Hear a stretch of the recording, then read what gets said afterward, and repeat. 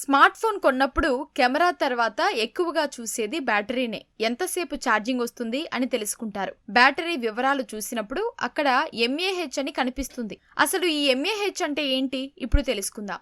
దీనితో పాటు ఐఫోన్లో తక్కువ ఎంఏహెచ్ బ్యాటరీ ఉన్న ఆండ్రాయిడ్ ఫోన్ల బ్యాటరీల కంటే ఎలా మెరుగ్గా పనిచేస్తాయో కూడా చూద్దాం. ఎంఏహెచ్ అంటే మిల్లీ యాంపియర్ అవర్. టెక్నికల్ గా కాకుండా సింపుల్ గా చెప్పాలంటే ఇది మీ ఫోన్ ఫ్యూయల్ ట్యాంక్ కెపాసిటీ లాంటిదని అన్నమాట. అంటే బైక్ ట్యాంక్ లో ఎన్ని లీటర్ల పెట్రోల్ పడుతుంది అని ఎలా కొలుస్తామో అలానే బ్యాటరీ కూడా ఎంత పవర్ ను స్టోర్ చేసుకుంటుందో ఎంఏహెచ్ నంబర్ సూచిస్తుంది.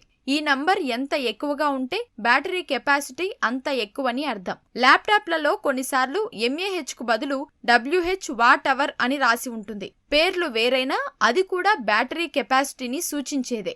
ఈ ఎంఏహెచ్ తో బ్యాటరీ లైఫ్ ఎలా తెలుసుకోవాలో ఇప్పుడు చూద్దాం. మీ దగ్గర 3200 ఎంఏహెచ్ బ్యాటరీ స్మార్ట్ ఫోన్ ఉందనుకుందాం. మీ ఫోన్ గంటకు 200 మిల్లీ యాంపియర్ల పవర్ ను యూజ్ చేస్తే ఆ ఫోన్ 16 గంటలు నిరంతరాయంగా పనిచేస్తుంది. అదే గంటకు 400 మిల్లీ యాంపియర్ల పవర్ ను వాడితే ఆ టైం 8 గంటలకు తగ్గిపోతుంది. చాలా మందికి మరో సందేహం వస్తుంది. 6000 ఎంఏహెచ్ బ్యాటరీ ఉన్న తమ ఫోన్ ఛార్జింగ్ 5000 ఎంఏహెచ్ ఉన్న వేరొకరి ఫోన్ కన్నా తొందరగా అయిపోతుంది అని. అయితే దీనికి 2 రకాల కారణాలున్నాయి. మొదటిది ఫోన్ వినియోగించుకునే పవర్. అంటే బ్యాటరీ ఎంఏహెచ్ తో సంబంధం లేకుండా ఎంత ఎక్కువ పవర్ ను వినియోగిస్తే ఆ బ్యాటరీ ఛార్జింగ్ అంతే ఫాస్ట్ గా అయిపోతుంది. ఇంకా సింపుల్ గా చెప్పాలంటే గేమ్స్ ఆడుతున్నప్పుడు బ్యాటరీ పవర్ ఎక్కువగా వినియోగం అవుతుంది. అలాంటప్పుడు ఎక్కువ బ్యాటరీ వేగంగా డ్రై అవుతుంది. ఇంకో కారణం ఏమిటంటే ఫోన్ సాఫ్ట్వేర్, హార్డ్వేర్ మధ్య ఉండే సమన్వయం కూడా బ్యాటరీపై ప్రభావం చూపుతుంది.